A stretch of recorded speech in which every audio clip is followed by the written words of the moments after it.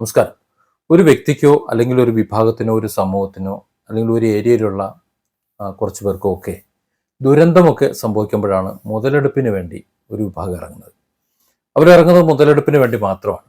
ഒന്നുകിൽ സാമ്പത്തികമായി അവർക്ക് ലാഭമുണ്ടാക്കാൻ വേണ്ടി, അതല്ലെങ്കിൽ പേരെടുക്കാൻ വേണ്ടി അവരെ രക്ഷകരുടെ വേഷം ചമഞ്ഞെത്തും.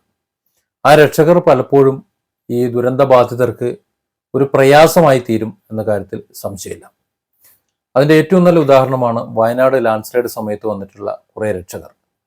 ആയിരക്കണക്കിന് വീടുകളുടെ ഓഫറുമായി വന്നിട്ടുള്ള കുറേ ആൾക്കാരുണ്ട്. സംഗതി ഇങ്ങനെയൊക്കെ ആണെങ്കിലും പിണറായി സർക്കാർ ആ വീട് വെച്ച് കൊടുക്കും എന്നൊക്കെ പ്രതീക്ഷിച്ചെന്ന് വീട് വെക്കാതിരിക്കുമ്പോൾ അങ്ങനെയാണെങ്കിൽ പിന്നെ നമ്മൾ ചെയ്തു കൊടുക്കണമല്ലോ എന്ന് കരുതി പിന്നെ മിണ്ടാതെ മുങ്ങിയ കുറച്ച് ആൾക്കാർ ഒരുപാട് പേരുണ്ട്. കുറേ സംഘടനകളും അല്ലാത്തവരും ഒക്കെ ഉണ്ട്. അവരൊക്കെ വീട് വെച്ച് കൊടുക്കാമെന്ന് പറഞ്ഞെങ്കിലും ക്രമേണ അങ്ങോട്ട് മുങ്ങി. നമ്മുടെ കേരളത്തിലെ പ്രമുഖ മലയാള ന്യൂസ് ചാനലുകളടക്കം അക്കൂട്ടത്തിലുണ്ട്. അവരാരും പിന്നെ ആ ഭാഗത്തേക്ക് നീങ്ങില്ല. എന്നാൽ ആ ദുരന്ത സമയത്ത് എല്ലാവരും അവരോടൊപ്പമാണ് എന്ന് പറഞ്ഞുകൊണ്ട് മേനിനടിക്കാൻ വേണ്ടി അവരങ്ങനെ പറഞ്ഞു എന്ന് പറയുന്നതാണ് ശരി. സ്ഥലം കൊടുക്കാമെന്ന് പറഞ്ഞവരും ഒക്കെ സ്ഥലം ഈ പറഞ്ഞ ദുരന്തബാധിതർക്ക് വിട്ടുകൊടുക്കാൻ കഴിയില്ല എന്ന് അറിഞ്ഞുകൊണ്ട് വാഗ്ദാനം ചെയ്ത വിദ്വാൻമാർ വരെ അവിടെ ഉണ്ട്. ഇവിടെ നിമിഷപ്രിയയുടെ കാര്യത്തിലും അതുപോലെ തന്നെ യമനിൽ ഒരു വലിയ കുറ്റകൃത്യമാണ് നിമിഷപ്രിയയുടെ മേലുള്ളത്. കൊത്തിനുറുക്കിയാലും അല്ലെങ്കിലും, അതായത് തലാലിനെ കൊത്തിനുറുക്കി ചാക്കിൽ കെട്ടി വാട്ടർ ടാങ്കിൽ ഇട്ടാലും ഇല്ലെങ്കിലും തലാലിനെ കൊന്നത് അല്ലെങ്കിൽ മരണപ്പെടാൻ കാരണം നിമിഷപ്രിയാണ് എന്നത് നിമിഷപ്രിയ തന്നെ സമ്മതിക്കുന്നുണ്ട്. കാരണം അത്ര കൂടിയ അളവിൽ മരുന്ന് കുത്തിവെച്ചു, മരണപ്പെട്ട് കാണും എന്ന്. കൊത്തിമുറിച്ചതിനെ കുറിച്ച് ഇനി അറിയില്ല. ഇനി ഒരുപക്ഷെ പുറത്ത് വരാൻ വിധിയുണ്ടെങ്കിൽ വന്നതിന് ശേഷം നിമിഷപ്രിയ തന്നെ എന്താണ് സംഭവിച്ചത് എന്ന് തുറന്നു പറയുമായിരിക്കും. നമുക്കതുവരെ കാത്തിക്കാം. പക്ഷെ ഇവിടെ നിമിഷപ്രിയയുടെ വധശിക്ഷ നടപ്പാക്കുന്ന തീയതി പ്രഖ്യാപിച്ച ശേഷം നടത്തിയിട്ടുള്ള ചില ഇടപെടലുകൾ, ചില പ്രഖ്യാപനങ്ങൾ കാണുമ്പോൾ ഒരു വലിയ മുതലെടുപ്പിനുള്ള ഒരു ലക്ഷ്യം അവർ മുന്നിലിട്ടതുപോലെ ഫീൽ ചെയ്തിരുന്നു. ഇപ്പോൾ 1 കോടി രൂപ കൊടുക്കാന്ന് പറഞ്ഞിട്ടുണ്ട്. 1 കോടി രൂപ കൊടുക്കാന്ന് പറഞ്ഞു. ഇവിടെ നിമിഷപ്രിയയുടെ മോചനത്തിന് പണം വാങ്ങി തലാലിന്റെ കുടുംബം മാപ്പ് കൊടുക്കുമെങ്കിൽ വളരെ പെട്ടെന്ന് തന്നെ പണം സംഘടിപ്പിക്കാൻ കഴിയും എന്ന കാര്യത്തിൽ സംശയമില്ല. കാരണം കുറച്ചധികം പണം അബ്ദുറഹീമിന്റെ മോചനത്തിന് വേണ്ടി വെച്ചിരുന്ന പണത്തിൽ നിന്ന് കുറച്ച് പണം ബാക്കിയുണ്ട്. ആ പണം യാതൊരു സങ്കോചവും കൂടാതെ നിമിഷപ്രിയയ്ക്ക് കൊടുക്കുന്നതിൽ ഒരു ബുദ്ധിമുട്ടും ഇല്ല എന്നും അബ്ദുറഹീമിന്റെ ജീവൻ പോലെ തന്നെയാണ്, അത്ര തന്നെ പ്രധാനപ്പെട്ടത് തന്നെയാണ് നിമിഷപ്രിയയുടെ ജീവനെന്നും അവരുടെ കുടുംബം പറയുന്നുണ്ട്. അപ്പോൾ ആ ട്രസ്റ്റിൽ കിടക്കുന്ന പണം നിമിഷപ്രിയയ്ക്ക് ഉപയോഗിക്കാം. പിന്നെ എന്തെങ്കിലും പോരാത്തതുണ്ടെന്നുണ്ടെങ്കിൽ പണം കണ്ടെത്താൻ യാതൊരു പ്രയാസവുമില്ല, മലയാളികൾ കൈയടിച്ച് സഹായിക്കും. പക്ഷെ ആ സമയത്ത് അതിന്റെ പേരിൽ മുതലെടുക്കാൻ ഒരു തരത്തിലും സാധിക്കില്ല. അതായത് നിമിഷപ്രിയയുടെ മോചനവുമായിട്ട് ഒരു തരത്തിലും ഇടപെടാൻ സാധിക്കില്ല എന്ന് അറിഞ്ഞുകൊണ്ട് തന്നെ ഞങ്ങൾ ഇതേ ഇറങ്ങുന്നു, ഞങ്ങൾ അവരുമായിട്ട് സംസാരിച്ചു, അങ്ങനെ സംസാരിച്ചു, ഇങ്ങനെ സംസാരിച്ചു എന്ന് പറഞ്ഞുകൊണ്ട് എവിടെ നിന്നൊക്കെയോ ചില വോയിസുകൾ ഇട്ട് ഇവിടെ ഇറക്കിയിട്ടുള്ള ഞങ്ങൾ വലിയ പുണ്യാളച്ചന്മാരാണ്, വലിയ ചാരിറ്റീൻ്റെ മുതലാളിമാരാണ് എന്ന് തള്ളിവിട്ടിട്ടുള്ള കുറച്ചു പേരും ഇവിടെ ഉണ്ട്. അതിൽ വോയിസ് നോട്ടൊക്കെ വന്നിരുന്നു. ദേ വരുന്നു, ഞങ്ങൾ 1 കോടി കൊടുക്കും എന്നൊക്കെ പറഞ്ഞിരുന്നു. പക്ഷെ യഥാർത്ഥത്തിൽ വസ്തുത എന്താണ്? അങ്ങനെ ഒരു ഇടപെടൽ നടത്താൻ കഴിയില്ല. യമനെ സംബന്ധിച്ചിടത്തോളം 2009 ശേഷം അവിടെ ഒരു വധശിക്ഷ, ഒരു വനിതയെ വധശിക്ഷ നടപ്പിലാക്കിയിട്ടില്ല. അന്ന് മാപ്പ് കൊടുക്കാത്തതുകൊണ്ട് മാത്രമാണ് ഒരു വനിതയുടെ വധശിക്ഷ നടപ്പിലാക്കിയത്. പക്ഷെ അതിനുശേഷം അങ്ങനെ വനിതയുടെ ഒരു വധശിക്ഷ നടപ്പിലാക്കിയിട്ടില്ല. സ്ത്രീകളുടെ വധശിക്ഷ പരമാവധി ഒഴിവാക്കാൻ ശ്രമിക്കുന്ന ഒരു രാജ്യം തന്നെയാണ് യമൻ. എത്ര തന്നെ സർക്കാർ ഇല്ലയെന്ന് പറഞ്ഞാലും, എന്തൊക്കെ ഇല്ലയെന്ന് പറഞ്ഞാലും. പക്ഷേ വളരെ ക്രൂരമായ കൊലപാതകങ്ങൾ തെളിഞ്ഞു, അതിൽ ജനരോഷമുണ്ട്, എല്ലാം ഉണ്ട് എന്നുണ്ടെങ്കിൽ സ്വാഭാവികമായിട്ടും പിന്നെ അവരുടെ രാജ്യത്തെ ജനങ്ങളുടെ ആ ഒരു ഐക്യവും പിന്തുണയും മാത്രമേ അവർ നോക്കാറുള്ളൂ. അല്ലെങ്കിൽ പിന്നെ ആ കുടുംബം മാപ്പ് കൊടുക്കണം. നിമിഷപ്രിയയെ സംബന്ധിച്ചിടത്തോളം അവിടെ ഏറ്റവും പ്രതികൂലമായ ഒരു സാഹചര്യമാണുള്ളത്. ഏറ്റവും പ്രതികൂലമായ സാഹചര്യമാണ് അവിടെ ഉള്ളത്. അബ്ദുറഹീമിനെ പോലെയുള്ള ഒരു സാഹചര്യമൊന്നുമില്ല. അബ്ദുറഹീമിനെ സംബന്ധിച്ചിടത്തോളം അവിടുത്തെ പോലീസുകാർക്കും മറ്റുള്ളവർക്കും ഒക്കെ അറിയാം വന്നത് ഒരു കയ്യബദ്ധമാണ് എന്ന്, മനഃപൂർവ്വം കൊന്നല്ല എന്നുള്ളത്. പക്ഷെ എങ്കിലും അവിടുത്തെ നിയമവ്യവസ്ഥിതിയെ മാനിച്ചുകൊണ്ട് വിധി പറയാനും അത് നടപ്പിലാക്കാനും അങ്ങനെ സാധിക്കുള്ളൂ. ഇനി അവിടുത്തെ ഭരണാധികാരിയായാലും ഒരു സാധാരണക്കാരനായാലും വിദേശിയായാലും ആരായാലും നിയമം അവിടെ ഒരുപോലെയാണ്. യമനിലും അങ്ങനെ തന്നെയാണ്. അതുകൊണ്ട് തന്നെ ആ നിയമം അവർ നടപ്പിലാക്കാൻ അവർ പരമാവധി നോക്കുന്നു. പക്ഷേ നിമിഷപ്രിയയെ സംബന്ധിച്ചിടത്തോളം ഇന്ത്യയിൽ ഇന്ന് നിലനിൽക്കുന്ന ചില പ്രത്യേക സാഹചര്യങ്ങളുണ്ട്. നമുക്കറിയാം വടക്കേ ഇന്ത്യയിൽ നടക്കുന്ന ചില കലാപങ്ങൾ, 2 വിഭാഗങ്ങൾ, ഇപ്പോൾ ഹിന്ദു മുസ്ലിം വിഭാഗങ്ങൾ തമ്മിൽ നടക്കുന്ന എന്തെങ്കിലും സംഘർഷങ്ങൾ, അതിന് ഇവിടെ നമ്മൾ മനസ്സിലാക്കുന്നത് ഇന്ത്യയിലെ മുഴുവൻ ഹിന്ദുക്കളും മുസ്ലിങ്ങളും തമ്മിൽ അടിക്കണം എന്ന നിലയിലാണ്. അങ്ങനെയാണ് ഇവിടെ വാർത്ത പ്രചരിപ്പിക്കുന്നത്. അല്ലെങ്കിൽ അങ്ങനെ ഒരു വിദ്വേഷം ഉണ്ടാക്കിയെടുക്കാൻ പാകത്തിനാണ് വാർത്തകൾ പടച്ചുവിടുന്നത്. അത് ഏത് പക്ഷമായാലും നിഷ്പക്ഷമായി നിൽക്കുന്നു എന്ന് പറയുന്നവർ കൂടി അത്തരത്തിലാണ് വാർത്ത ചെയ്യുന്നത്. യഥാർത്ഥത്തിൽ എന്താണ് സംഭവം? ആ ഭാഗത്തുള്ള രണ്ട് വിഭാഗം, രണ്ട് ഗോത്ര വിഭാഗങ്ങളോ അല്ലെങ്കിൽ രണ്ട് ചേരിയോ തമ്മിലടിക്കുകയാണ് ചെയ്യുന്നത്. അത് ചിലപ്പോൾ ഹിന്ദുക്കളാകാം, മുസ്ലിങ്ങളാകാം, അല്ലെങ്കിൽ വേറെ ഏതെങ്കിലും കമ്മ്യൂണിറ്റി ആകാം, എന്തും ആകാം. അവർ ഹിന്ദുക്കളായതുകൊണ്ടോ മുസ്ലിങ്ങളായതുകൊണ്ടോ അല്ലെങ്കിൽ മറ്റേതെങ്കിലും കമ്മ്യൂണിറ്റികളായതുകൊണ്ടോ തമ്മിലടിക്കുന്നതല്ല. ഇവിടെ പ്രചരിപ്പിക്കുന്നത് അങ്ങനെയാണെന്നേ ഉള്ളൂ. നമ്മൾ പ്രചരിപ്പിക്കുന്നത് ഇന്ത്യയിലെ മറ്റ് മുസ്ലിങ്ങളോ മറ്റ് ഹിന്ദുക്കളോ മറ്റാരും ആ ഒരു പ്രശ്നത്തിൽ പങ്കാളിയുമല്ല. ഇതേപോലെ തന്നെയാണ് കുക്കിമേറ്റി വിഷയം മണിപ്പൂരിൽ നടക്കുന്നത്. അത് ഹിന്ദു ക്രിസ്ത്യൻ സംഘർഷമാക്കി മാറ്റിക്കൊണ്ട് ഒന്നുകൂടി അതിനെ എരിവും പുളിയും കയറ്റി RSS ക്രിസ്ത്യൻ സംഘർഷമാക്കി മാറ്റിക്കൊണ്ട് അതിന് എരിവും പുളിയും ചേർക്കാൻ വേണ്ടി ഇവിടെ പരിശ്രമിച്ചത് നമുക്കറിയാം. പക്ഷെ ഇന്ദിരാഗാന്ധിയുടെ കാലം മുതൽ തന്നെ, അതിനു മുമ്പ് തന്നെ വലിയ സംഘർഷം നടന്നിട്ടുള്ള, ഒരുപക്ഷെ സ്വാതന്ത്ര്യാനന്തര ഇന്ത്യയിൽ അന്നു മുതൽ തന്നെ സംഘർഷമുള്ളതാണ് ഈ കുക്കിമേറ്റി സംഘർഷം എന്ന് പറയുന്നത്. ഇന്ദിരാഗാന്ധിയുടെ കാലത്ത് ആയിരക്കണക്കിന് പേരെ കൊന്നൊടുക്കിയിട്ടുണ്ട് സംഘർഷത്തിൽ. ഇന്നത്തെക്കാളും വലിയ രൂക്ഷമായ രക്തച്ചൊരിച്ചിൽ നടന്നിട്ടുള്ള കാലമുണ്ട്. അത് രണ്ട് വിഭാഗങ്ങൾ തമ്മിലാണ്, ക്രിസ്ത്യാനികളും ഹിന്ദുക്കളും തമ്മിലല്ല. അവിടെയുള്ള രണ്ട് ഗോത്ര വിഭാഗങ്ങൾ അല്ലെങ്കിൽ രണ്ട് വിഭാഗങ്ങൾ തമ്മിലുള്ള അടിയാണ്, മത്സരമാണ്. അതിന് രാജ്യത്തെ മുഴുവൻ പൗരന്മാരെയും മുഴുവൻ ആൾക്കാരെയും ഇതിൽ കൂട്ടിച്ചേർക്കേണ്ട ആവശ്യമൊന്നുമില്ല. പക്ഷേ ഈ രണ്ട് സ്ഥലത്ത് നമ്മൾ ചിന്തിക്കേണ്ട ഒരു കാര്യമുണ്ട്.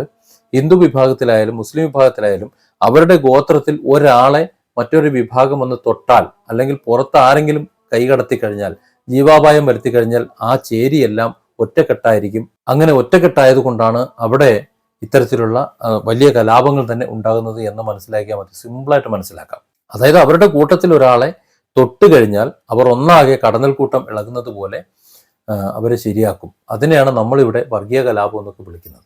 വർഗീയ കലാപമല്ല, അവിടുത്തെ ഒരു പ്രാദേശികമായി ഉണ്ടാകുന്ന ഗോത്രക്കാരുടെ ആ ഒരു ഗോത്ര വിഭാഗത്തിന്റെ അല്ലെങ്കിൽ അവരുടെ ആ ഒരു ചേരിയുടെ ഒരു സ്വഭാവമാണ്. അങ്ങനെ കണക്കൂട്ടിയാൽ മതി. അതുപോലെ ഇന്ന് യമനിൽ അത്തരത്തിലുള്ള ചേരികളും അത്തരത്തിലുള്ള കൂട്ടങ്ങളുമാണ് യമന്റെ ഒരു ഭാഗം ഭരിച്ചുകൊണ്ടിരിക്കുന്നത്. ഹൂത്തികളുടെ കസ്റ്റഡിയിലാണ് എന്ന് പറയുമ്പോൾ തന്നെ ആ ഒരു ഭാഗത്ത് അത്തരത്തിലുള്ള ഗോത്ര വിഭാഗങ്ങളും നാട്ടുപ്രമാണിമാരും അങ്ങനെയുള്ളവർ തന്നെയാണ് ഭരിച്ചുകൊണ്ടിരിക്കുന്നത്. ഈ തലാലിന്റെ കുടുംബം എന്ന് പറയുമ്പോൾ ഇപ്പൊ ധമാറിലുള്ള അതും ഇതുപോലെ തന്നെ ഒരു ഗോത്ര വിഭാഗത്തിന്റെ അല്ലെങ്കിൽ ഒരു വിഭാഗത്തിന്റെ ഭാഗമാണ്. സ്വാഭാവികമായും അവരിലുള്ള ഒരു വ്യക്തിയെ ഒരു ഇന്ത്യയിൽ നിന്ന് ഒരു വിദേശ വനിത വന്ന് കൊന്നതിന് ശേഷം, അതായത് മരുന്ന് കുത്തിവെച്ച് അമിത അളവിൽ കുത്തിവെച്ച് ക്രൂരമായി കൊന്നതിന് ശേഷം വളരെ ക്രൂരമായി കഷ്ണം വെട്ടി ചാക്കിൽ കെട്ടി വാട്ടർ ടാങ്കിൽ ഇട്ടു എന്ന് പറയുമ്പോൾ അവരുടെ വികാരം നമ്മളൊന്ന് ആലോചിക്കണം എത്രത്തോളം ഉണ്ടാവും എന്നുള്ളത്. വളരെ വളരെ ക്രൂരമായ രീതിയിലായിരിക്കും അവർ ചിന്തിക്കുക. ഒരു തരത്തിലും നിമിഷപ്രിയയ്ക്ക് മാപ്പ് കൊടുക്കാനോ മറ്റു കാര്യങ്ങൾക്കോ അവർ തയ്യാറാവില്ല. വലിയ ബഹളങ്ങൾ തന്നെ ഒരുപക്ഷെ ഉണ്ടാകും. നിമിഷപ്രിയയെ മോചിപ്പിക്കുകയാണെന്നുണ്ടെങ്കിൽ എന്തൊക്കെ തരത്തിലുള്ള വിഷയങ്ങൾ ഇനി ഉണ്ടാവുമെന്ന് കണ്ടറിയണം. അപ്പൊ അതൊക്കെ കൊണ്ട് തന്നെ പുറമേ നിന്നും ഒരു ഇടപെടൽ ആർക്കും ഇടപെടാൻ കഴിയില്ല.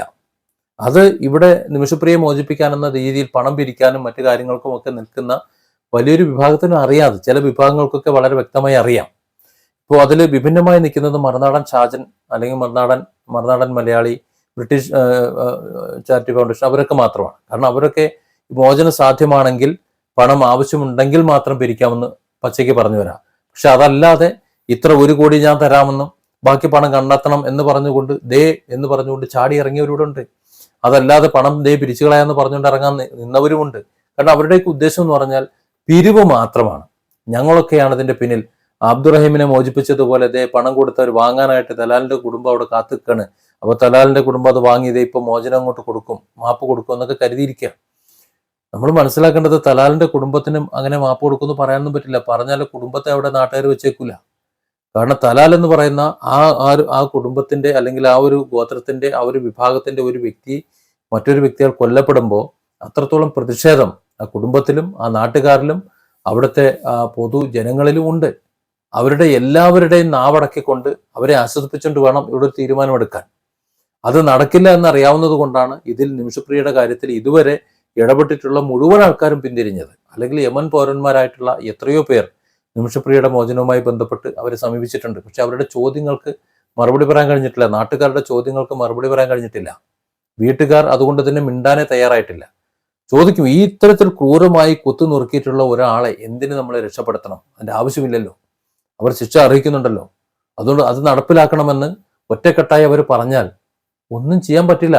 അതറിയാവുന്നത് കൊണ്ട് തന്നെ ആരൊക്കെ ബന്ധപ്പെട്ടിട്ടുണ്ടോ അവരൊക്കെ പിന്തിരിഞ്ഞ് വന്നുകൊണ്ടിരിക്കും. ഇതാണ് ഇതിന്റെ വസ്തുത എന്ന് പറയുന്നത്. എന്നാൽ അതൊക്കെ മറച്ചു വെച്ചുകൊണ്ട് ഇതിന്റെ പിതൃത്വം ഏറ്റെടുക്കാനായിട്ട് കുറെ ആൾക്കാർ, അല്ലെങ്കിൽ തങ്ങളാണ് എന്ന് പറഞ്ഞുകൊണ്ട് അവിടെയും മുതലെടുക്കാൻ ഞങ്ങൾ ശ്രമിക്കുന്നു എന്ന് പറഞ്ഞുകൊണ്ട് ഒരു പരസ്യമുണ്ടാക്കി, സോഷ്യൽ മീഡിയ തരംഗമുണ്ടാക്കി ഞങ്ങൾ അതിന്റെ വക്താക്കളാണ് എന്ന് പണ്ട് 5-10 മാസം മുമ്പ് വയനാട്ടിൽ കാണിച്ചിട്ടുള്ളത് പോലെ പല ചാരിറ്റികളും പറഞ്ഞുകൊണ്ട് പറ്റിച്ചിട്ടുള്ളത് പോലെ ഇവിടെ നിമിഷപ്രിയയുടെ പേരിൽ മുതലെടുക്കാൻ ശ്രമിച്ചതാണ്. ഇപ്പോൾ സത്യത്തിൽ വിഷമം തോന്നുന്നുണ്ട്. ഇതിനേക്കാളും നല്ലത് അവർക്ക് വേറെ എന്തെങ്കിലുമൊക്കെ ചെയ്തൂടെ, എന്തെങ്കിലുമാണ് നിങ്ങൾ ചിന്തിച്ചോ എന്തൊക്കെയാണ് ഉദ്ദേശിക്കുന്നത് എന്നുള്ളത്.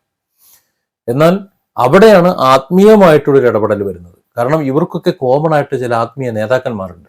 ആ ആത്മീയ നേതാക്കന്മാർ തമ്മിൽ ബന്ധമുണ്ട്. എന്തു പറഞ്ഞു കഴിഞ്ഞാലും അവരുമായി ചേരുമ്പോൾ അത് നിൽക്കും. ഒരു രാഷ്ട്രീയ ഇടപെടൽ പോലെയാണ്. രണ്ട് പാർട്ടിക്കാർ തമ്മിൽ വലിയ സംഘർഷമായിരിക്കും, തെരുവിൽ യുദ്ധം, അണികൾ തമ്മിൽ യുദ്ധം നടത്തും. പക്ഷെ നേതാക്കന്മാർ തമ്മിൽ സംസാരിച്ച് സമന്വയത്തിൽ എത്തിക്കഴിഞ്ഞാൽ പിന്നെ താഴെ അണികൾ തമ്മിൽ അടിക്കില്ലല്ലോ എന്നതുപോലെയാണ്. ഇവിടെ ഈ പറഞ്ഞ തലാലിന്റെ കുടുംബം ബഹുമാനിക്കുന്ന, അവരുടെ ഗോത്ര സമൂഹം ബഹുമാനിക്കുന്ന ആത്മീയ നേതാക്കളുണ്ട്. ആ നേതാക്കളും ഇന്ത്യയിലുള്ള ഇവിടെയുള്ള അതുപോലെ ആത്മീയ നേതാക്കളുണ്ട്. അവരുമായും നല്ല ആത്മബന്ധം ഉണ്ടാവും. പക്ഷെ അവർ തമ്മിലൊരു തീരുമാനമെടുത്താൽ ആ തീരുമാനത്തിന് നോ പറയാൻ മറ്റവർക്ക് പറ്റില്ല.